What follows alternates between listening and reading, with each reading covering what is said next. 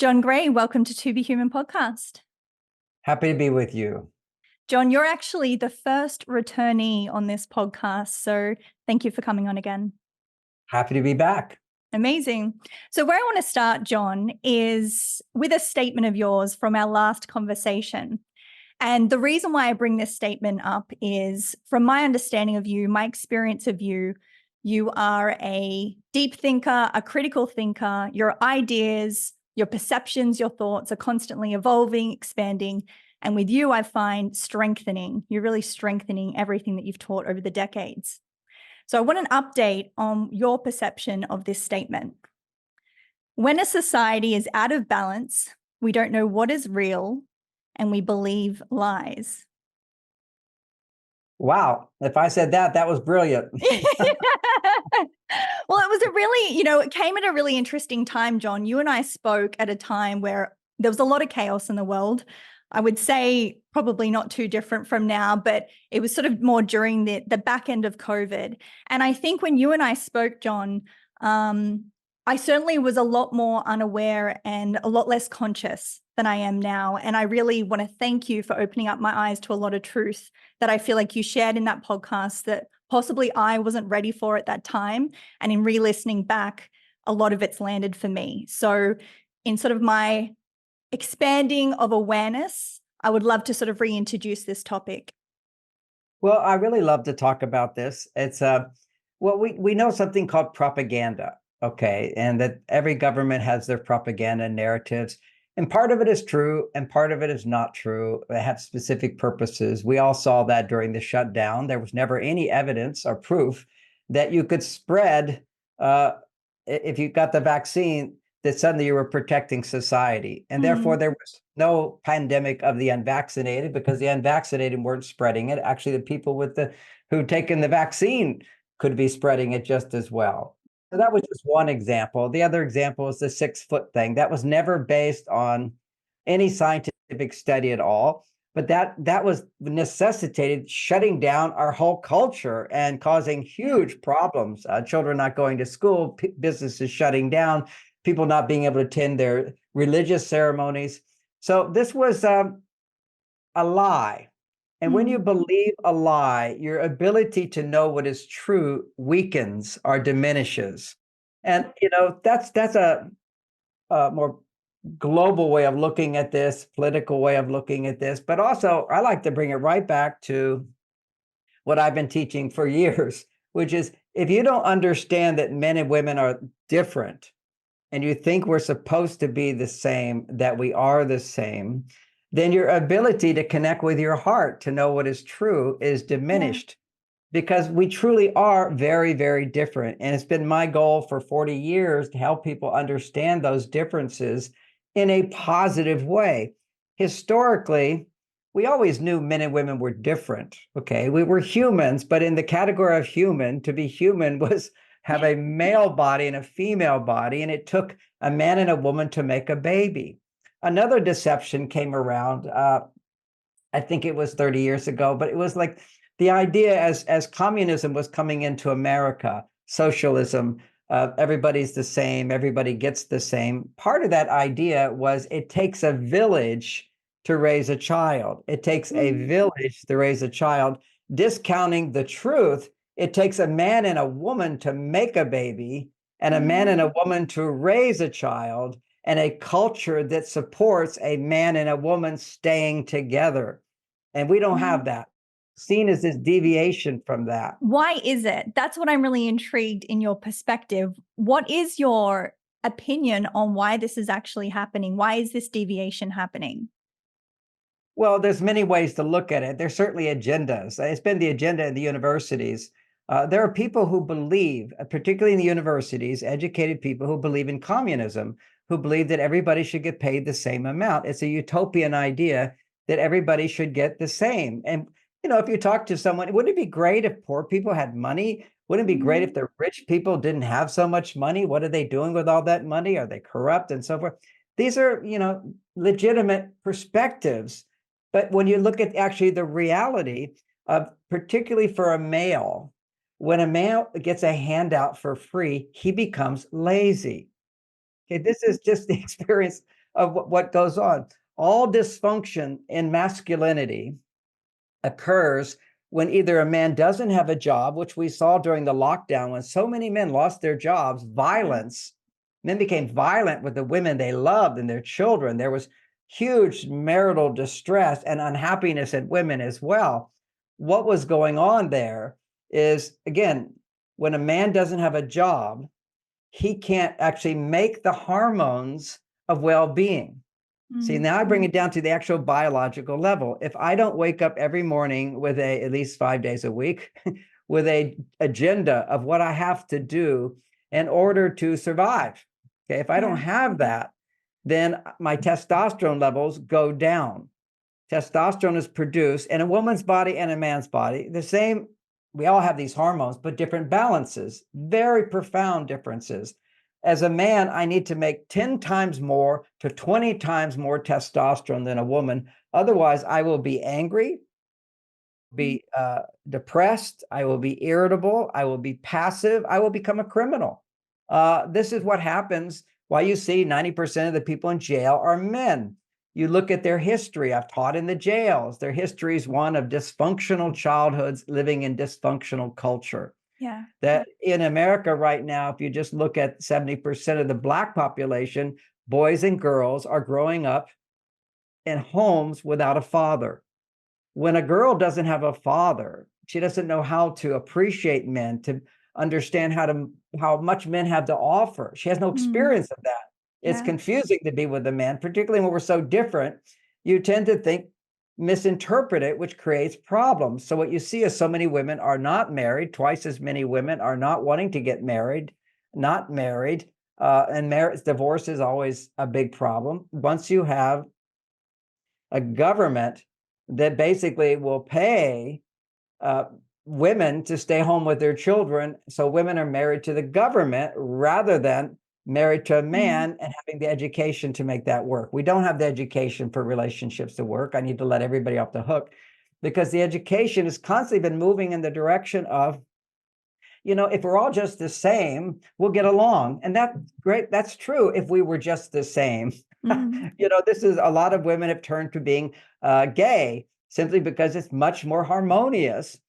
Although violence is equal in gay relationships as straight relationships, but according to the FBI, but there is a sense of getting along, more harmony, because at least you know where the person's coming from.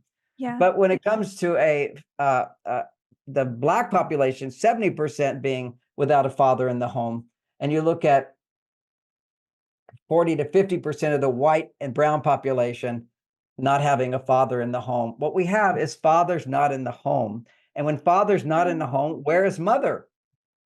She's out of the home too. Okay. So the children are not getting mother and dad to be present for them in ways that have worked throughout centuries.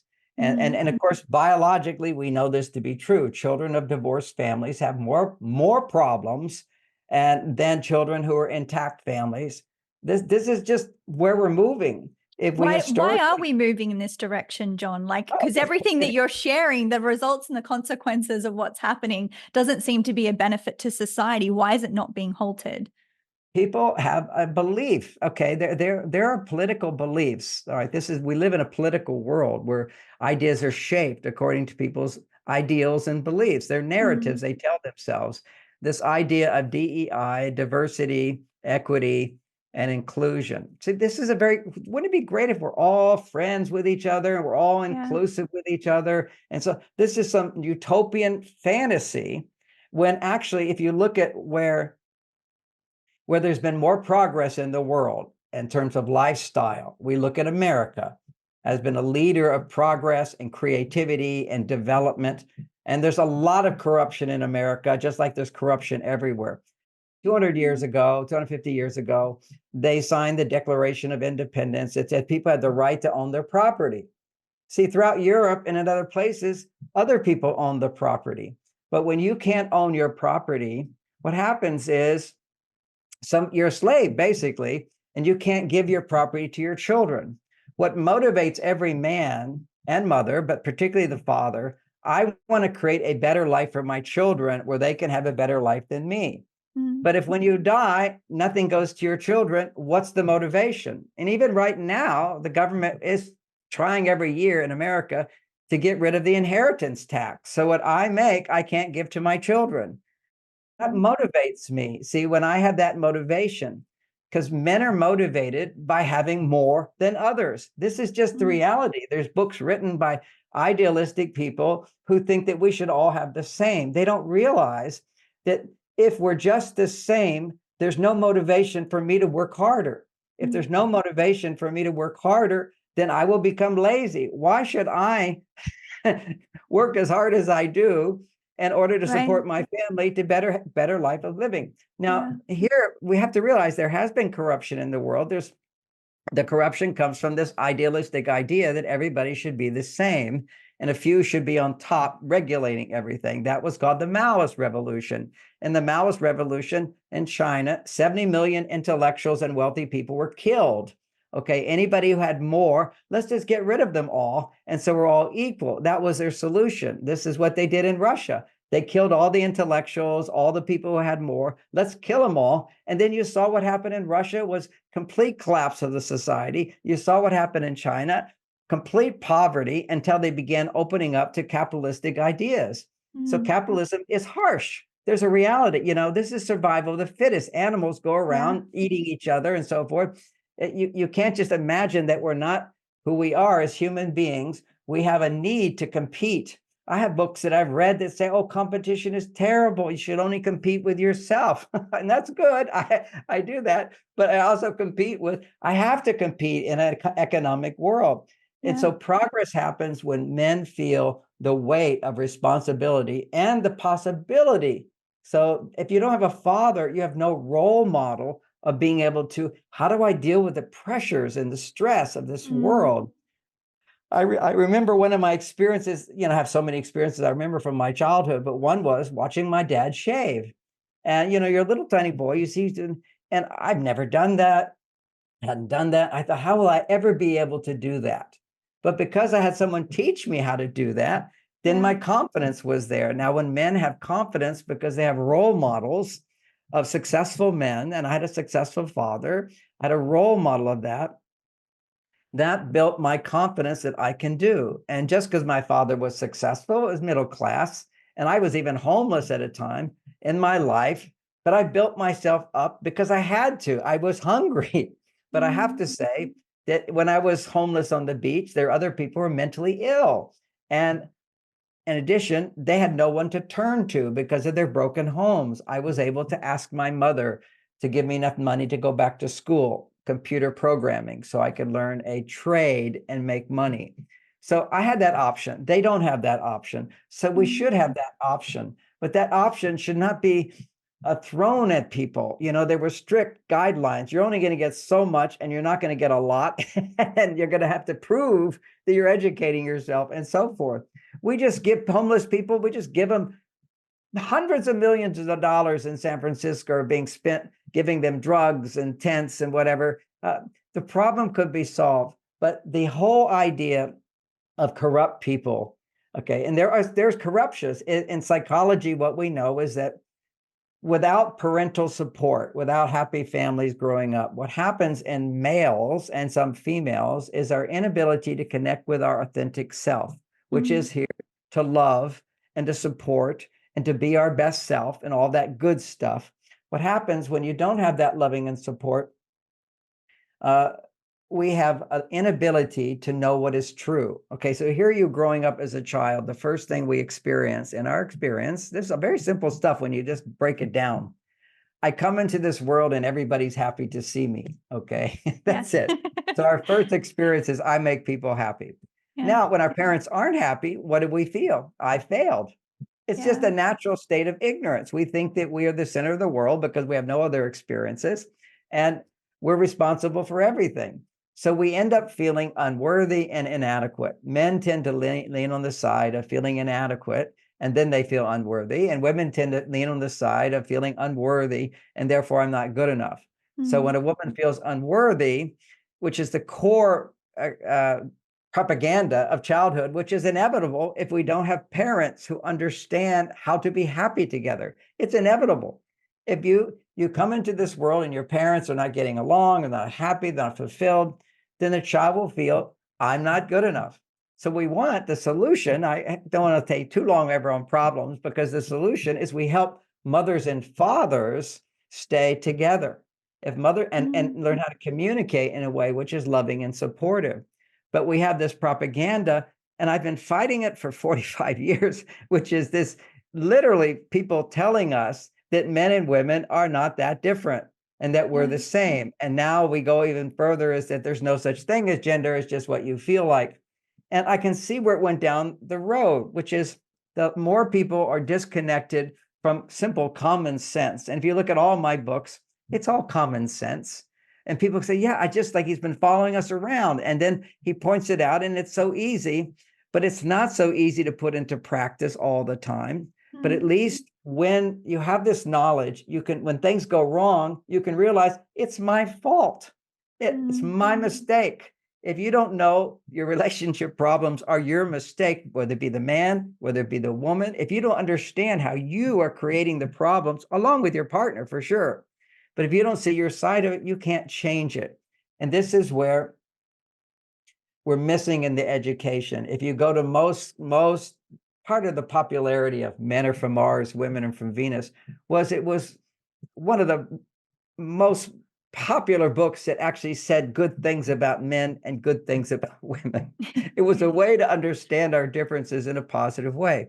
Most books on relationships tend to make men the problem and women the solution. And it needs to be the other thing, the other side, which is that we're both part of the problem and we can both be part of the solution.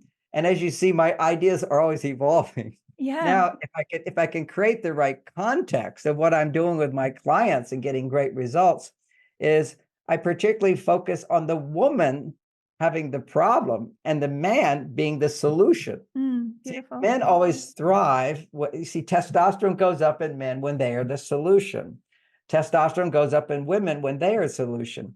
But when women's testosterone levels go up and their estrogen levels, the opposite of testosterone, estrogen levels don't go up, women are unhappy. So often when a man is the problem, a woman will come in and help him, love him, give him what he needs, and she'll feel like a mother. So I'll hear women say, I feel like I'm his mother, and in a very dismissive way towards him. And that would be appropriate, because you shouldn't look to your spouse as being a mother. But if you turn it around and you see the woman has a problem, man, you are the solution, not the problem. When you are the solution, your testosterone rises up. Men just don't know how to be a solution to the problem that women are experiencing. I feel like a lot of that is like reflected in our current society, John, because I feel like a lot, I've read your books, and a lot of what you've shared for decades, I feel like is currently in our society seen as very extreme and very polarizing. You see some masculine figures come out very much in line with a lot of your teachings. And there's a lot of pushback in relation to what I feel like what it means for a man to be masculine. Why do you think there is so much pushback in this? I mean, I know for yourself, you've been called sexist just to be able to acknowledge that there's differences between men and women. And here we are again with these people. It's almost like I feel like, John, the pendulum is swinging back in your favor, back in your perceptions. What do you feel like is kind of happening in relation to that? I think it was Winston Churchill who said something about you can always depend on the Americans to do everything wrong, but then realize that and correct themselves. We have to go further. The pendulum swings. It's kind of it's a really joke. been swinging. Reality is pendulum swing and pendulum swing back. And I'm at a certain extent continuing on, but I know the pendulum's going to swing way back. But what you pointed out, there are some very popular male figures online with millions of followers. And you'd say like 80% of what they're saying is very aligned with what I'm saying. But 20% is actually very dismissive and disrespectful to women. I agree. So unfortunately, it gives a bad name to these ideas, but it's so true. If you take so many comedians, I just listen to these great women comedians, men comedians doing their gender stuff. It's right out of my books, okay? It's right out of my talk. They put their personal spin on it. And I really like the comedians doing it, and people are laughing. But there's really no solutions being put forth, but at least the differences. It's almost like a coping mechanism for us, I think, because we're just so, I feel like almost disassociated from all the absolute dysfunction and disconnection that we have within ourselves, like that's been exacerbated by, as you say, sort of this agenda, this politics, even coming into the culture. Yeah, the comedians are doing it really well. See, it's truth, and they're doing it in a very playful way. Yeah, Other male figures are doing it in a very 20% just comes across as dismissive and disrespectful. You know, I yeah, have honed my skills to where a large portion of the population can hear me being respectful of women, being yeah, respectful of men. I remember I'm the first time I went on the Oprah show, which is a big TV show in America and the biggest at the time, and sitting in the green room, and a man comes in and he says, "Do you want to sell a lot of books?" I said, "Yes." He said, "Make sure that you don't say anything good about men." That was the whole wow, thing. We're dissing men. It's an agenda. Uh, but you know, I was able to overcome that because I have a way of validating women so they yeah, hear me. And then I can validate men and point it out that you just don't understand men. And that's what brings out the yeah. worst in men.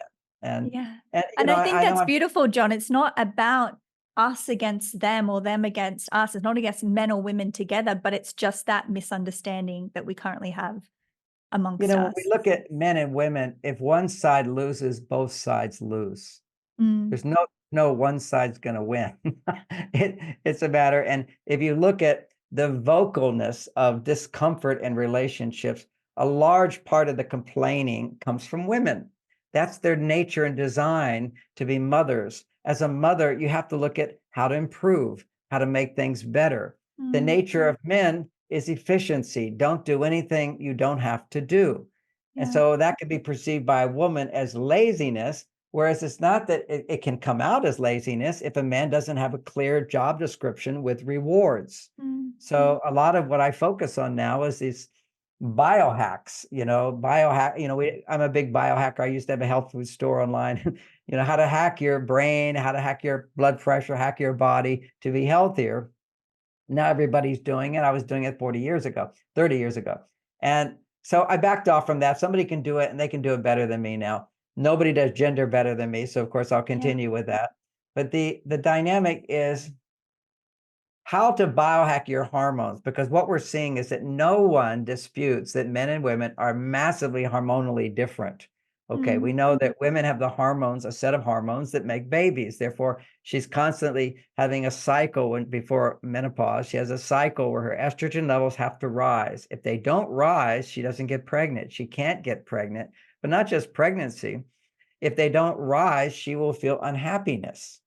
So we yeah, know that women's mood is directly related in the first part of her cycle with how much estrogen she produces. Now, what I have pointed out, which is that when women are in situations where they can trust, where they can depend on someone for some kind of support that will help them, their estrogen levels will go high. So just go back 50 years ago, women's fertility rate was dramatically higher than now. And that's wow, particularly because women today are not feeling dependent on anyone. They're depending so yeah, much on themselves. yeah, When you're depending on yourself, you make testosterone. Now, never do I say women shouldn't make testosterone or depend on themselves. It's just when it's like I can't depend on anybody, I have to do everything myself. That is a woman driven by testosterone, and what she yeah. will feel You're is speaking from overwhelmed. my brain, John. Yeah, So yeah, actually, I'd love yes. to go deeper with you on this because funny enough, in my previous podcast, I actually asked someone this question. I feel like as a single woman who is protecting myself, providing for myself, I'm getting out there and looking after myself. I genuinely feel like I'm becoming a less healthier version of myself. What is your advice for someone that feels like they are in a society where we do have to protect and provide for ourselves? How do we maintain that sense of dominance in that feminine energy while still sort of living life and taking care of ourselves? Okay, so now we'll shift gears into some practicality. Okay, so if you're a Yeah. single woman, it's very important. One of just looking at the science of biology. All right, Mm, already you're independent. You're making a lot of testosterone. That's not a problem if you take time off every day and you prioritize things that don't feel natural. The mm, feel See, when you're out of balance, we talked about like a pendulum swinging back and forth. So a woman is constantly working on finding the balance place of not going too far to the male side. Now, why would Yeah. that be? Because the female side of us says, I can depend on others. When I can ask for help, when I have help, when I have support, when I'm not doing things by myself. But you're over here on the female side, but survival comes along, independent Yeah. woman. I can't depend on anybody. I have to do it myself. And then add another thing to it. I have to depend on by making money. Yeah. Making money is to a certain extent. To make money in the world, you get paid more money when you do jobs that nobody else wants to do, okay, Yeah. or they can't do. All right, so now you want to make more money, you do jobs that nobody wants to do. Like I do not want to be a lawyer. That seems like a horrible job for me. I do not want to be a surgeon. So I would be content to make less money. All right. So it's a Yeah. choice. You're driven to make money, you're willing to do things you don't like to do. So when you do things you don't like to do, again, that doesn't make a hormone called progesterone. So when you're as a woman cycling towards ovulation, you need to be making more estrogen, not feeling you have to do everything yourself, but you have Mhm. help. You do it yourself. You're a balance of masculine and feminine. You do it yourself, but you have help. So that's one. I'm going to come back to the practicality. And Okay. then after ovulation, you still need to make estrogen, but now you need to make more progesterone. And progesterone is doing things you like to do. Mm. So this is the grunt work of life. I don't like paying bills. I was just subpoena for somebody else's problem. I don't like going to court. And, Mm. the bigger you become, the more you become a target. I don't like this stuff. But for me as a man, if you don't complain about it, your testosterone goes up. Mm. If you complain about it, your estrogen goes up. So as a man, we're taught to be men. Don't suck it up and don't whine and complain. Okay, it's just a discipline, uh, and men don't know that. So everybody's therapy, therapy, therapy. Let's get men to talk about their feelings. Now, if something big happens, okay, where you feel completely powerless as a man, a Yeah. big problem, then your estrogen will go up. You need to process your estrogen by talking about it. Like when my wife died, for 2 years, I was processing my grief and my sadness and my fears and my guilt and my shame, and all the feelings come up. I process them. I know how to do it. But then I come back to my ground state, just normal problems of life. Suck it Mm. up. Don't whine about it. Set your goals every day and achieve them. That's really good for men. But here you are, independent woman. You have to do that to survive. Okay. Yeah. So some practical things. I'm looking at my neighbor, for example. She's like at my age in her 70s, and she's really healthy and vibrant and beautiful. And I go, how do you do it? And she says, I dance. She goes Beautiful. dancing all the time. Very, very important. And I have another woman who also is very healthy in her 70s.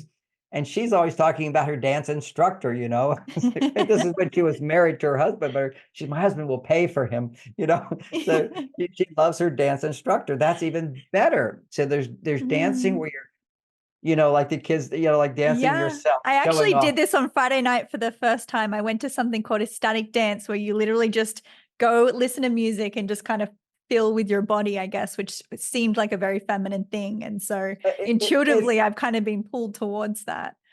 okay, so that's one, and that's freedom to flow. You get into Yeah. a flow state, Yeah. It which was is beautiful. you're dancing and you're in the music and you're depending on the music, but it's still very testosterone producing because you're Mm. not interacting with somebody. You are interacting with the music and your body and you're feeling free. But more powerful, just to know, is go Yeah. take some classes where you're dancing with a man who's leading you. Mm.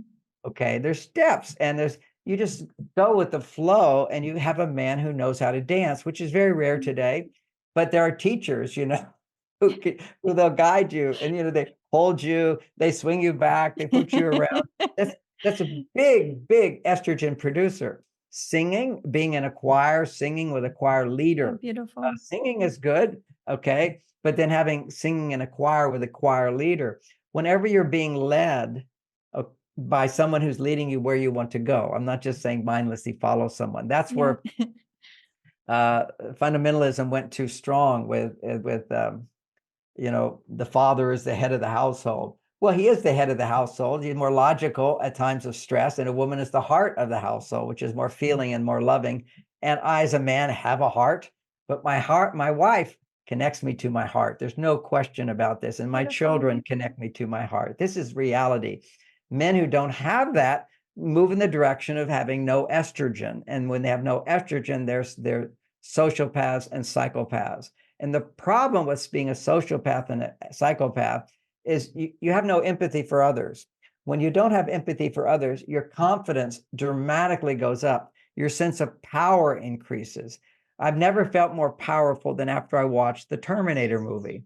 I remember noticing, why do I feel so powerful? It's because, and so did every other guy. I got into the garage and we're all revving our engines in our cars and shooting off, rah, rah, rah, rah, rah. Well, it was because the whole movie, I was identifying with a robot. When you're identifying with, for a man, you become, when you're watching football, you are the team. You melt into it. So you melt into the action figure. And and that action figure had no feelings. And when you have no feelings, I mean, what holds me back all the time is I have to be very careful what I say. I don't want to hurt people. I don't want to mislead people. I don't want to damage people. I'm a place of responsibility. So it holds me back. And also, if I don't care about others, I would steal from others. This is people have no conscience. See, conscience comes from our heart. Now, just to know, human beings didn't used to have conscience. They needed leaders who would give them rules. Like a child doesn't know really, don't steal, don't hurt others, whatever. They learn by experience and role models. And parents guide them and teach them. I remember my mother saying, now, Johnny, it's not good to hate. We just don't like, but we don't have to hate. She did it very simply. It's very interesting that you should bring this up, because this is actually a question I wanted to ask you, John, because it's something that I am personally reflecting on at the moment is, what is morality? How do we know what morality is? In your life, how have you learnt to discern between good and bad, right or wrong, in where you land now with that perception? Well, my good and bad, whenever you're suffering, your thinking is wrong. See, and Buddha taught in his teaching, he said the first step of enlightenment is the recognition that I'm suffering. A lot of people don't know they're suffering because they're blaming someone else for their suffering. They don't realize that I'm the one who's suffering. I'm causing my suffering. If you don't have that sense of I'm causing my suffering, you can't let go of your suffering. And so when things don't feel good, then I know something's off. It's just a simple principle in life. Whenever you're in pain, it's telling your soul, your inner wisdom is, if you're feeling the pain, is your thinking is wrong. So let me self-correct my thinking. And that would be, once again, where I'm going to come back to a practical hack for a single woman. Dating. But dating is very, very important, not to find the right guy. Let the right guy find you and let it emerge. It will happen. But when you date not from the purpose of trying to find the right guy, but create a series of dating experiences with different men or the same men for the purpose of practicing your feminine skills, of depending on a man for things that are enjoyable and fun. So you would never pay for the meal. You would tell him 3 things I'd like to do. You pick. You would go overboard, and practicing a big thing that produces estrogen is learning how to share what you feel. See, a lot of women, first of all, don't know how to share what they feel. They tell a story, but they don't share the feeling of emotion.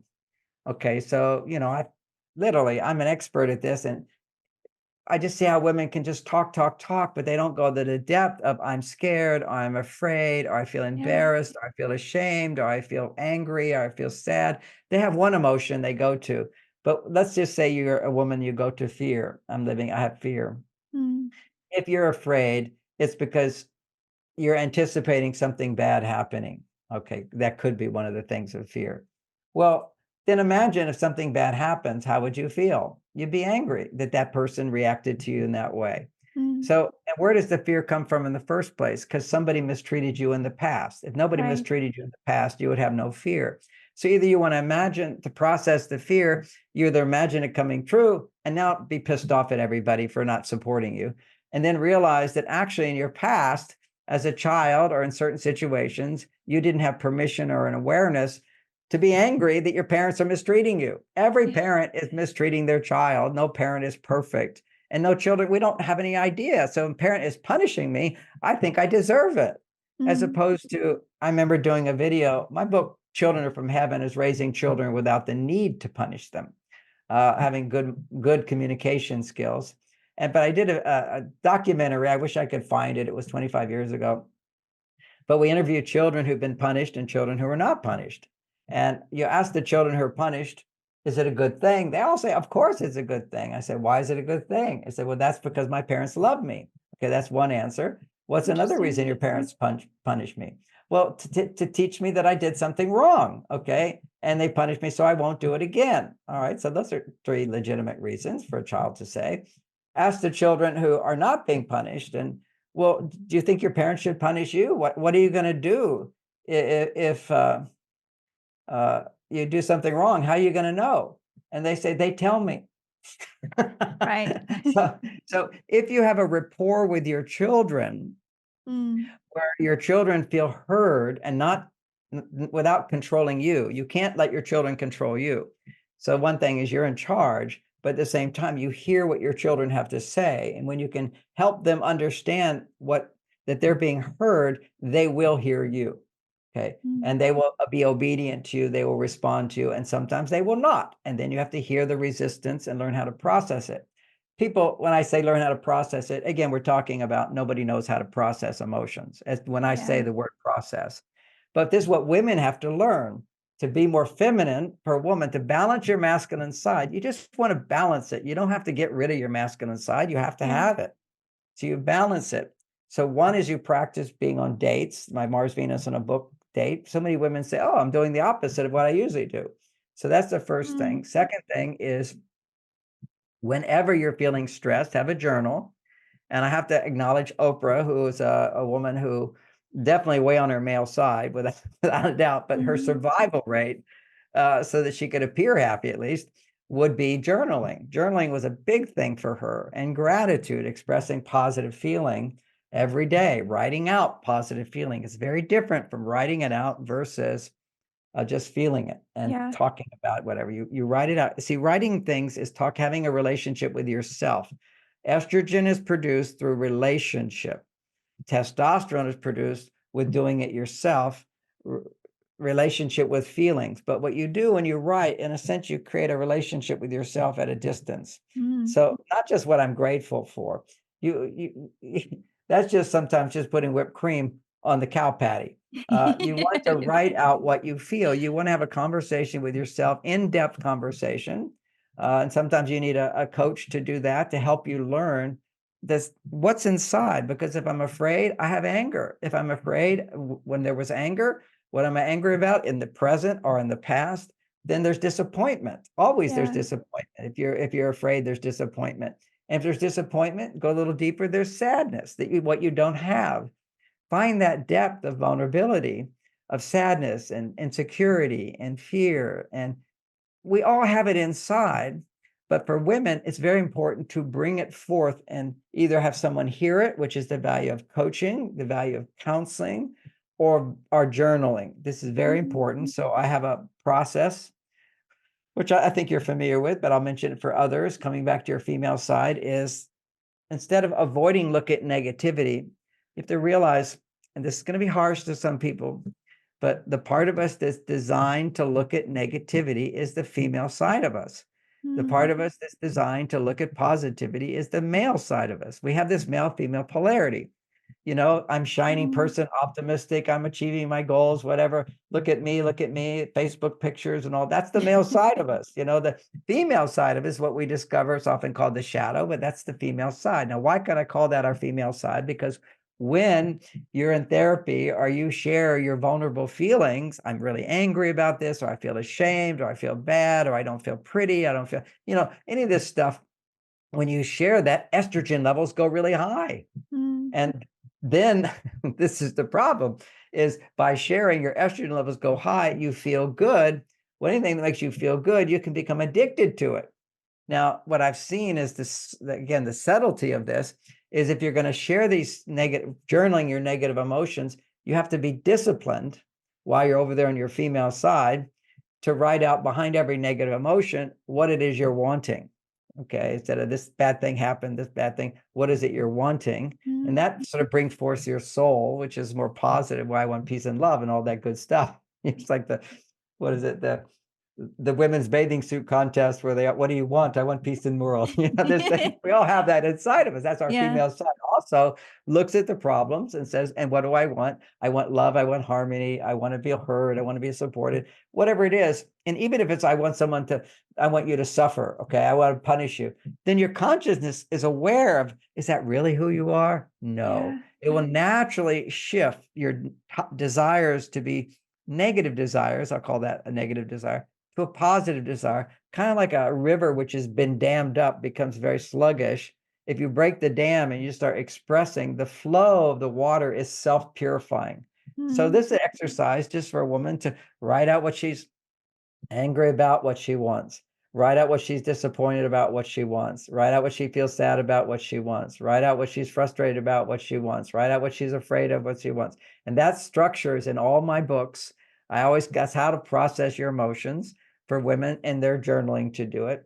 And also for men to do if a man is stuck on his female side. Okay. Many men don't need to do that. They could just go to the gym and press their weights and come Right. home and listen to their wife express her feelings. And he'll connect with his female side that way. See, for men, our challenge is how to stay masculine, but also connect with our female side. Yeah. And the most powerful way to do that, of course, is sex. That's what men Mm. do. We go into a woman. We're going to our female side. We're attracted to a woman who has Yeah. unconsciously the same neurosis and trauma that I have. My wives Mm. have all, my first wife had stuff that was my stuff. Next wife, Bonnie, 34 years, she's passed. Now I'm married again. And now my wife has all the stuff inside of me that still needs to be healed. And by Mm. helping her, I help myself. So you look at the polarity of the relationship, let the woman be the problem that a man can solve.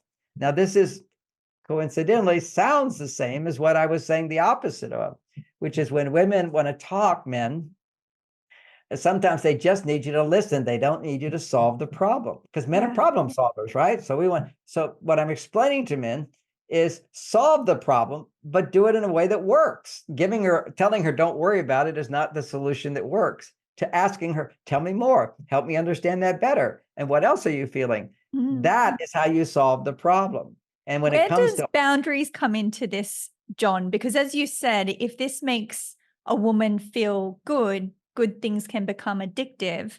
Where is it in a man's role to be able to discern between how much he receives and asks for more, and then there be a boundary unto which potentially some women may step the mark, quote unquote? Okay, let me finish first with the boundary here. First, Yes. she's writing out what she wants just to listen to herself. Okay, what am I wanting? There's so many things. I want to go, I want to stay, I want to be here, I want that. It's conflicting. We all have conflicts inside of us. Okay, so Mm. you write them out, and the brain, which is highly intelligent, if you present it to yourself, it will start making sense of it. It will start moving it. Then what you do is focus on positive emotions. You have to discipline. If I'm mad at you, I have to forgive you. If Mm. I'm disappointed with you, I have to appreciate what I do have. So you have to change the subject from negative. The transition tends to be, what is it I want? And if you start focusing on what you want, well, I'm grateful for this. I appreciate this. I can Mm. trust this. I am proud of myself for this. You have to go to the positive feelings and the realization. So what I realize, and the realization almost every time, is it's not as bad as I thought. Yeah. Okay. You have to write that out. And I realized I was just overreacting. I love this phrase, overreacting. Once again, it's a phrase that has been misused and abused because Freud explained that basically everything's an overreaction. So when a woman's upset, he says, honey, you're just overreacting. Well, I will agree. She is overreacting, but I would never tell her she's overreacting because Yeah. that's dismissive. And that's telling her, I would say, oh, tell me more. You've got emotions. Let's get emotional here. Because I know if I don't resist her emotions, that her estrogen levels will go high.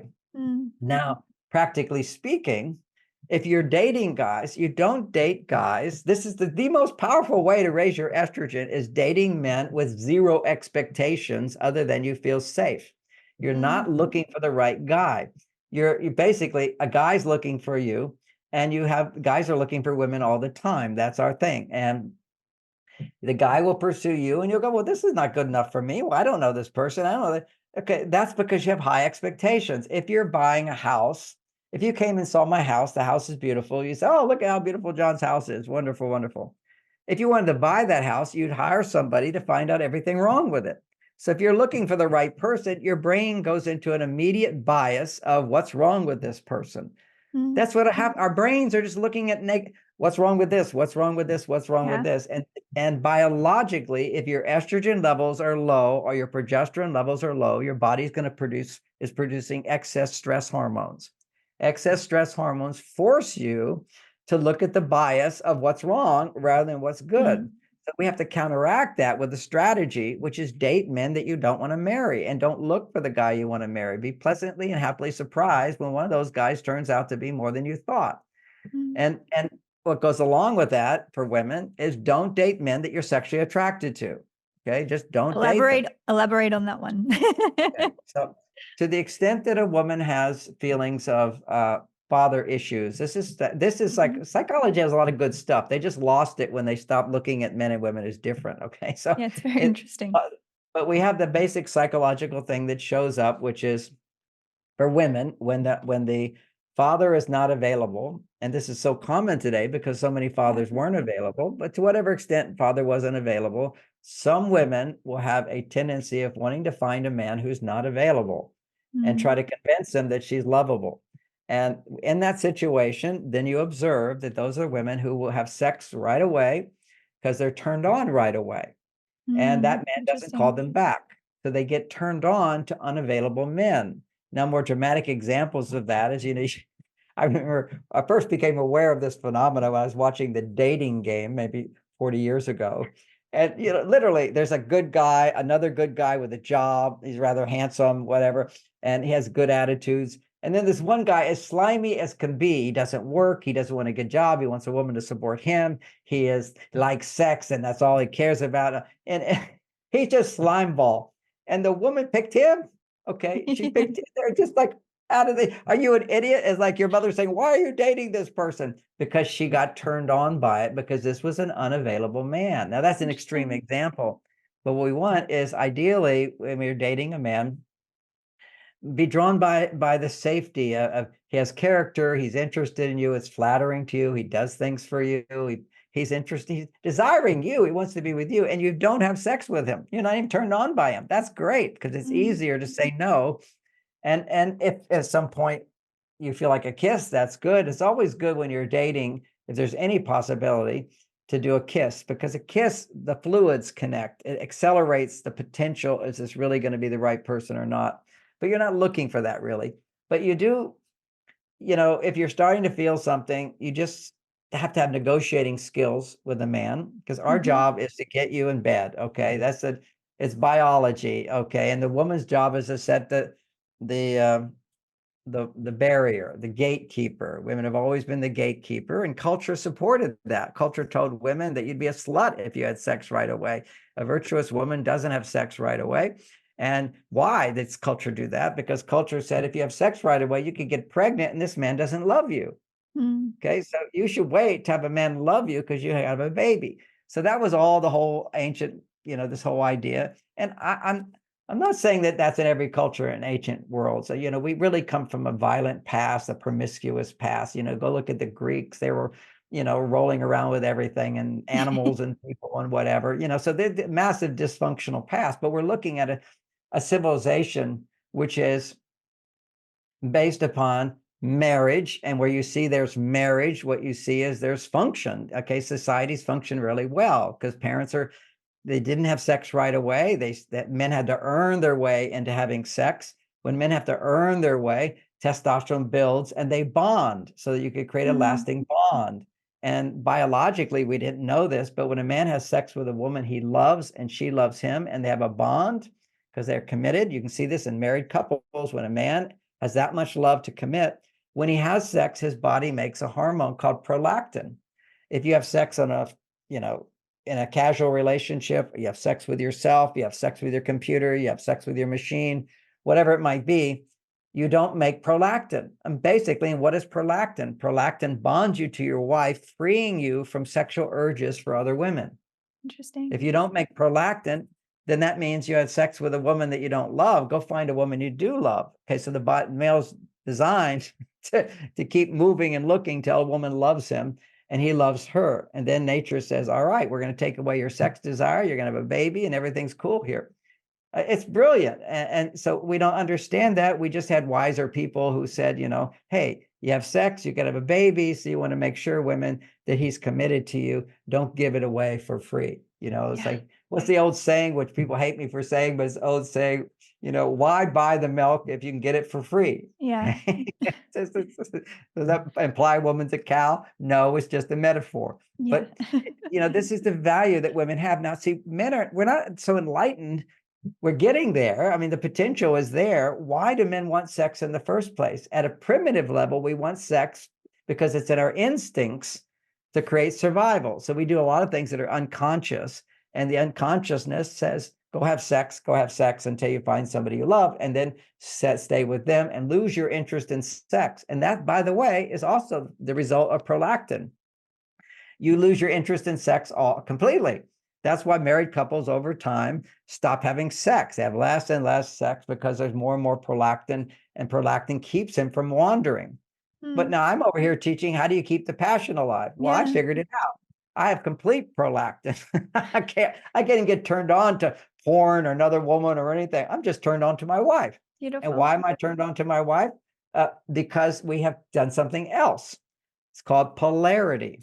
We have communication skills that increase her femininity, that increase my masculinity. And keep in mind that anytime a man does something to increase a woman's femininity, he becomes more masculine. Once again, when the man is solving the problem, he becomes more masculine.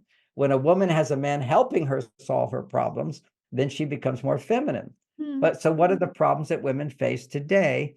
Well, they can make money, they can solve problems like men, in many cases better, but they can't sleep at night. They feel overwhelmed. They can't turn it off. So you need a man. So what is it you need a man for? Someone who can help you forget about the day and come back to your feminine side. And this is where you have the biohacks. One of, if you're single, writing your feelings, going on dates, having men buy things for you, do things for you. I'll say it again, which is, he's going to say, hey, what do you want to do? You say, well, there's 3 things I'd like to do. Here's 1, here's 2, here's 3. You pick. So he gets to be the man, lead the way, provide for you. And so what women have to overcome is this feeling like, well, if he's doing something for me, I have to do something for him. No, you don't. You already did it by enjoying the date. Every man is lucky to take a woman on a date and she's happy to spend time with him. If you have sex with him, it's a big mistake. Then if you don't, then you'll hurt him. You'll be hurt. All this crazy stuff happens. It's too much. You shouldn't have sex until you have commitment. Ultimately, no, you're not going to anybody else. He loves you. You feel safe, but he will want to negotiate. So another communication skill. He says, but don't you feel the attraction? Yes. And maybe your truth is, yes, I do. And don't you want to make love? Yes, I'd love to. Every cell in my body would love to, but I have to go slow. Why? It's a girl thing. I don't know. Maybe I'm conservative in some ways, but I really, really want to. And I know if we wait, it will be so good. Oh, but won't it be good now? It will certainly be good now, but it doesn't work for me over time. I know it will be so much better as we get to know each other. Can't wait for that to happen. So what you just did is you massaged his ego, because, for men, oh, I scored. Real men score on the first date or third date or whatever. And then comes the question, when do you do it? You do it when you feel you have a relationship, is a commitment. There's no rush to the whole thing. You're enjoying. And when you do it, there's stages of unfoldment in a woman's body as well. So I wrote about all that in my book on dating. I wrote about that in my book, Mars, Venus in the Bedroom. But there's so much to know today. It's complicated, and then if expressed simply, it becomes easy. However, learning any software is complicated if you don't have a manual. And we don't have a manual for the challenges that women are facing today, who are wanting to have their connection to their feminine energy when they're in a masculine world, a world that's pushing women into their masculine side. And it's like women have to become masculine to feel like they get respect. Why? Because women did not get, at least in our previous histories, other times they did, of course, but there's, we move back and forth to thousands of years, crazy stuff. but women were not being respected. We've lost respect for women. In my work, I see the number one thing that produces estrogen is when you respect someone.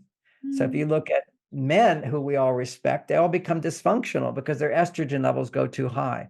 To respect authority, they're all corrupt because we respect them. The men who have too much estrogen become corrupt.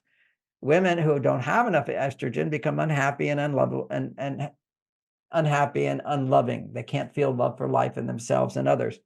They have resentment and they have rigidity and they're complaining. So when you have what women need most is respect.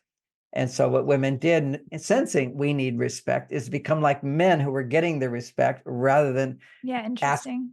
ask men for the respect. And how do you get respect?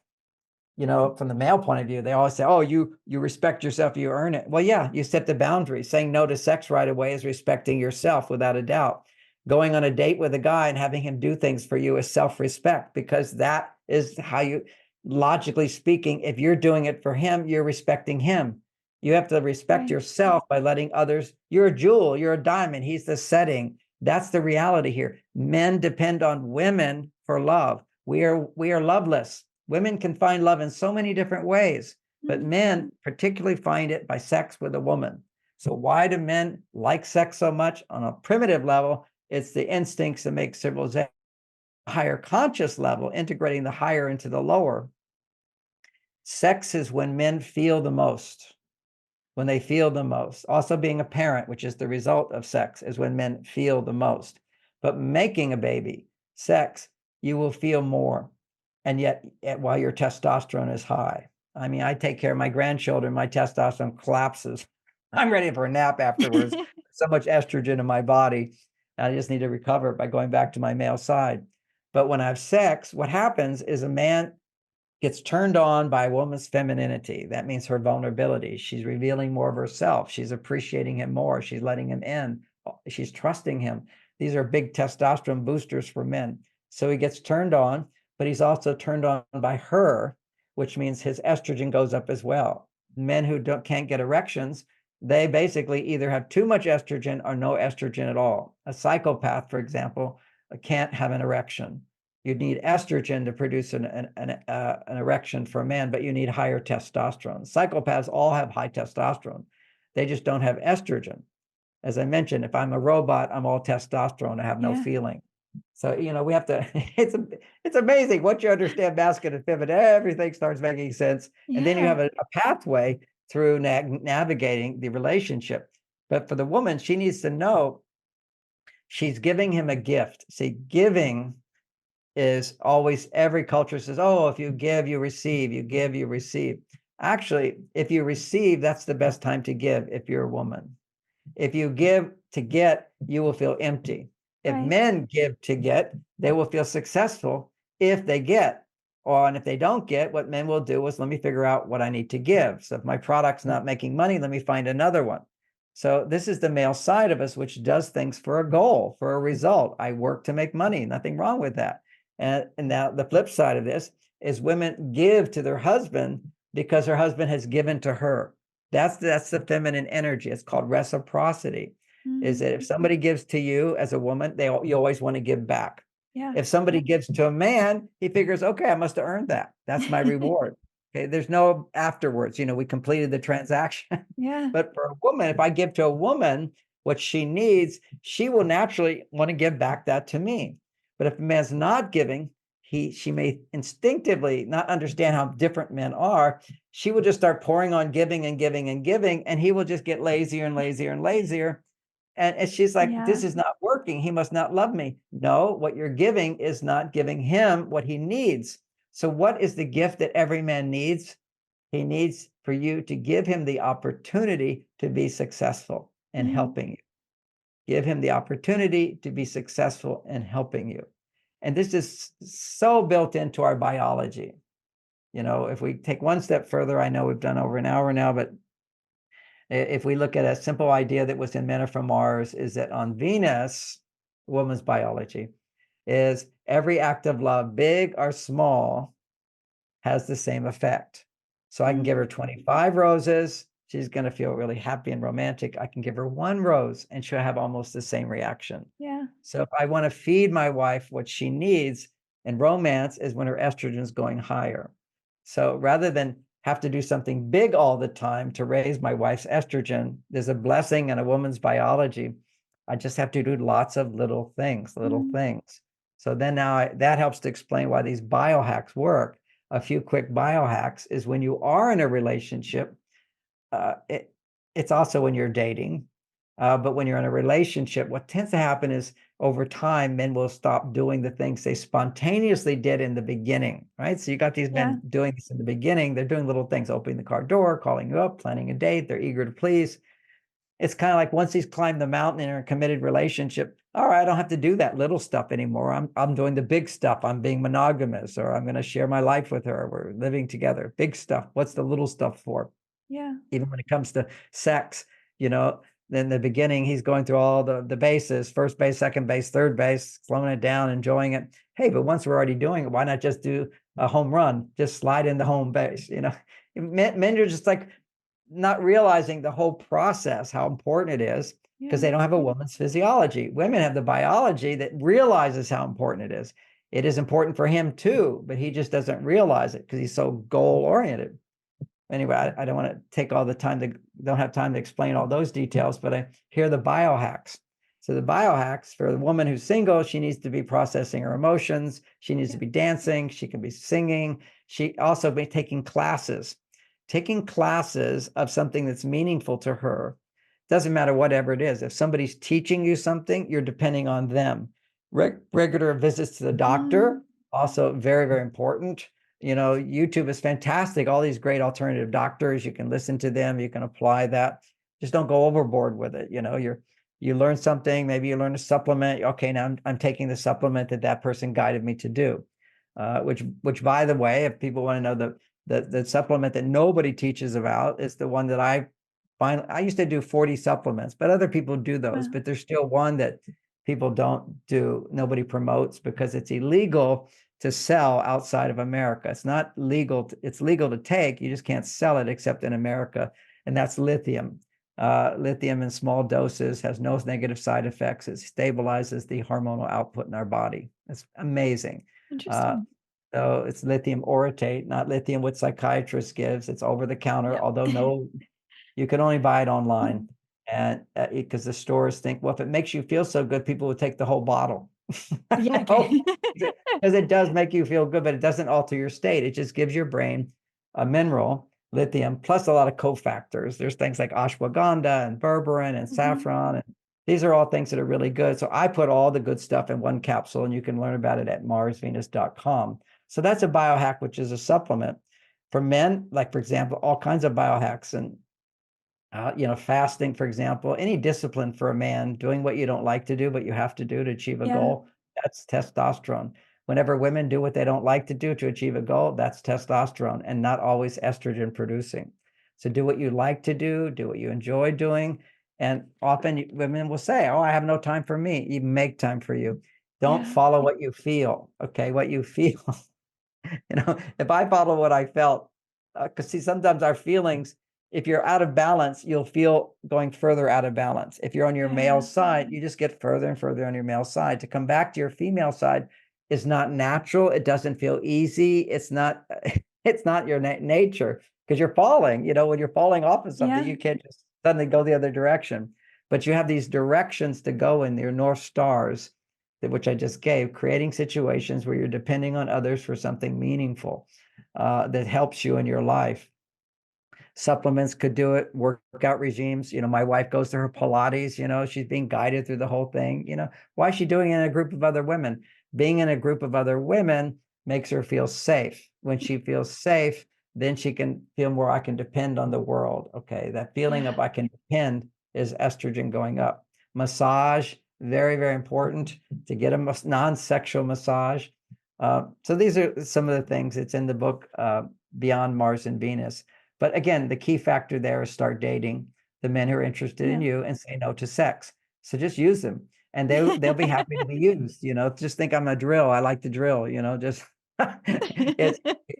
he provides for you and test out what talking to a guy without being a people pleaser. If you've got Yeah. a goal, some guy's like amazing and you're turned on and everything, you're going to become a people pleaser. So you want guys that don't force you into being a people pleaser. Let them be the people pleaser for you, but don't put them in the friend zone. Don't be interested in their feelings and what's going on inside of them. Be more interested in him hearing what you're interested, what you think, what you feel, what you want, what you wish, and don't edit yourself, except to edit yourself if you have negative opinions about him and you attempt to change him. Try to be in a conversation where you're not trying to change somebody, but you're being authentically yourself, editing out the part of you that feels I have to change what you think. So, suddenly you're having politics discussion. That's a really good thing, and it was somebody who thinks differently. I Yeah. have to do this occasionally, just to practice my skills of not trying to change somebody's point of view, but holding my own point of view. Yeah. And this is what we have to learn as human beings, which we're all forgetting because we don't have a clear sense of who we are. I see our younger generation, we started out with this propaganda lying to us. We believe a lie. What happens is we have no anchor into who we are. So I walk around, I have to have everybody validate me. No, you have to make me right. You have to make me right. It's like, Yeah. you can't have a world like that. This is like children. We need to grow up and realize I can have a different point of view. You can have a different point of view. And I'm not threatened by that. Okay. So that's, it's not like somebody's got a gun to you. Somebody's just not using your pronouns. Yeah. I mean, this is too sensitive. I need a safe space where nobody's going to have a different point of view. And this is all the universities are doing this. Okay. They're proposing this whole idea because they live in this idealistic world where we're all the same and we all get Yeah. equal. And we're not the same and we don't get equal. We shouldn't get equal. If you put forth more, you get more. And I know life is not fair. Okay. Why are some Yeah. people born into families without parents who are functional? People go, oh, they're born into a family that's wealthy. Well, what about just being born into a family that's dysfunctional? And Yeah. guess what? Most people born into wealthy families have dysfunctional parents True. because often what allows people to get to great wealth is being psychopathic. Not they all are, but pretty much all.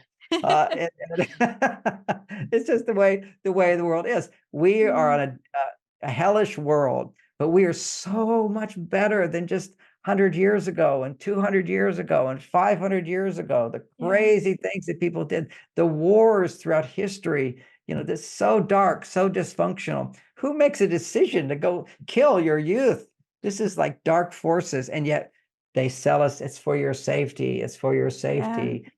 These are all just lies. And people are waking up. They're realizing. I'm so grateful for the whole COVID thing from that perspective of people waking up to how cruel people in the know. They knew there was no science backing it up. They knew that this wasn't going to work. This was all known, and that's what's coming out. And they're going to do it again, and people are going to wake up more. I was so happy one day when I realized only 20% of the American population got the booster. They woke up. This is just a scam. Yeah. People are waking up to not believe in authority. And part of the whole thing of childhood dysfunction is when our parents are disappointed with us that we're not good enough, we believe them. Right. See, we're open. And so to the extent that you did get love and support as a child, you're able to more quickly see through all the baloney. Yeah. I was able to do it because I was very fortunate as a child. At least with my parents, I got the positive message. I got so many positive messages that my brothers were jealous. So I have half the world hating me and loving me, but at least I love myself and I can withstand all of that. Yeah. Yeah, I'd love to finalize ourselves in that, because it is something of interest. I'm sort of leaning more into my platform now and particularly more passionate about owning our own sense of truth. What is a little piece of advice that you would give to people like me, people that are awakening, that do want to utilize their voice in being able to speak more of their truth, but understanding that not everyone is at that level, and there is a lot of, I think you spoke to the wrath that can come with this. What is it that fuels you to stay in your truth and be able to self-express in knowing that there are people that do come out against you? I don't even live in that world. Yeah. People that come out against me. I really had to fight that when I was on top of everything, when I was on every TV show, and I was canceled 25 years ago from TV. So I was not allowed on TV. My TED Talk, which has several million, has constantly fluctuated where they'll bring the number down and bring it back up and bring the number down, bring it back up. If you just look at the reviews, people love it. They can't believe it's not getting hundreds of millions. You need this. It's it doesn't bother me at all. I have enough support. There's a Mm, place in life where you just feel so good because you're helping some people. And I used to feel I had to have these huge numbers, and I got huge numbers. And now if I help somebody, I've come back, I have a counseling practice now. I thrive on helping my clients, but also still around other countries. I had big talks in America. The corporations it's too political. HR just would anybody wants me to come speak, HR would say, no, he's a sexist. That's yeah. okay with me. Some countries, they use Men Are From Mars. If couples want divorce, they give them the book and say, come back in 6 months. Wow. A divorce till you read the book. And some countries, the women who are working in the government, they all provide coaches. If women in the government, they figure it out. They hear this. If a woman's in a workplace environment, she needs to have a coach where she can vent without she's sharing her problems, her upsets to somebody who's not going to do anything about it. Mm, If you're sharing with HR, they're going to do something about it. So what you're doing is just affirming, I'm a victim, I have a problem, and it can't be solved until you change the outer world. I'm not against HR. If there's a problem, go to them with a problem. But for dealing with women's stress, which I didn't include in this talk, and I'll mention it, if you're talking about negative feelings, complaints, if you're complaining, if you're unhappy, if you have issues, and you share that with somebody with the intent to change them, that becomes your tool to get what you want, and your brain becomes addicted to thinking about negative things as a way to solve problems, mm. as opposed to thinking about positive things to solve problems. So literally, you can do MRI scans on people who are stuck in grieving for a lifetime, and they're producing cocaine levels of dopamine. Wow. They're just grieving and grieving and grieving. This produces negative thinking, produces dopamine, and it gets addictive. That's why I said, if you're going to share negative feelings, come back to what you're wanting and then balance it with positive feelings. That's when you're journaling. And if you're sharing it with others, make sure to share those negative feelings with somebody that you're not trying to change. If you're trying to change somebody with your negativity, then you become addicted to that negativity to get what you want. It's the same concept others before me have obviously pointed out. If you use war to create peace, then to sustain peace, you have to keep creating wars. Yeah. The absurdity of it all. It's just, we are addicted to negativity to get what we want. When you see these big demonstrations, now some demonstrations, it's peace and love. Everybody's having a good time. We got our signs up. I think one of those was when they did the 1% demonstration. They're all just camped out having a good time, concerts and fun. Hey, we do not like this situation. This is our complaints. We would like this and this, and having fun. But then you get this venom and this hate. Yeah. Okay. That's just addictive. Okay. You're using negativity to try to make your point. You're at war, whether you got guns or not. Hate is violent. So that becomes an addiction, and people are never satisfied, and they will never be satisfied. They will have to always come back to dissatisfaction to feel what they want. It's like we've gone the wrong direction, and so many societies, they go way far this way, come back into balance for a little while, go this way. We now have a higher consciousness where we can find that balance within ourselves. Yeah. And I believe as people can find that balance inside of ourselves, our society will begin to reflect that balance. Beautiful. John, on our former conversation, I ask every guest what it means to be human. And in your previous answer, you spoke to this unconditional love for this life, to make mistakes and learn from them, and to be imperfect and vulnerable. Is there anything that you'd like to reinforce on that answer or add to it to finalize this conversation? Well, I'm surprised that that's exactly the answer I wanted to give this Is time. it? I don't have Beautiful. prearranged answer, but we're here to continue having the value of forgiveness and love and kindness and support.